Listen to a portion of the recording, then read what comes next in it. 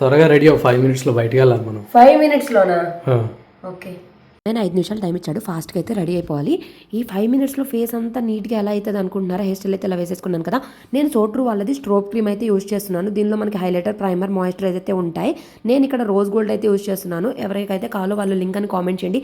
ఇదైతే చాలా బాగా విజిబుల్ అవుతుంది, చూసారు కదా ఎంత క్లియర్గా ఫేస్లో డిఫరెన్స్ అయితే కనిపిస్తుందో.